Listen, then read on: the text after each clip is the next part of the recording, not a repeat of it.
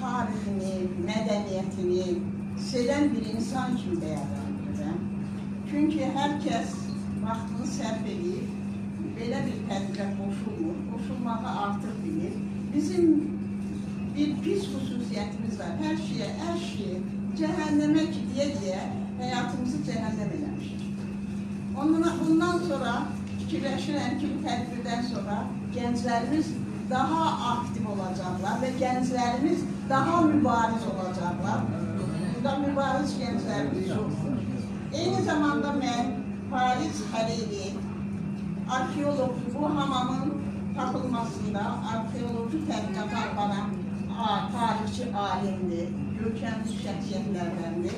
Çox təşəkkür edirik ki, Bayır şəhərdə belə bir gözəl tarix nümunəsini bizim xalqımıza bəxş eləmişsiniz. Təşəkkür edirik sizə. Eyni zamanda bildirmək istəyirəm ki, Bayır şəhər bu hamamın açılışında İsa Həbib bəyliyə mən yaxınlaşdım. Bildirdim ki, yerin altdan tarix axtarırsınız. Üstündəki tarixi məhv edirlər.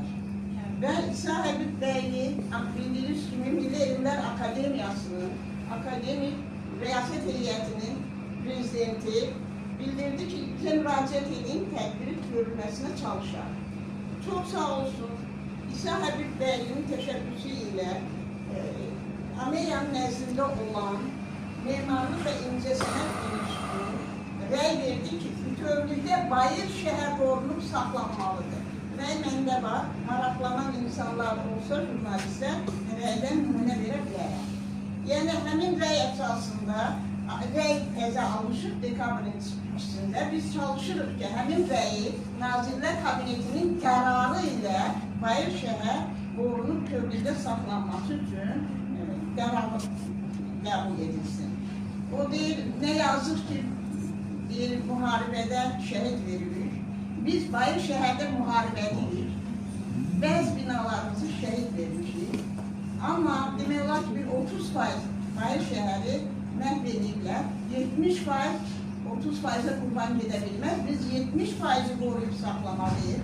O qurban gedən binaların altında da tarix var.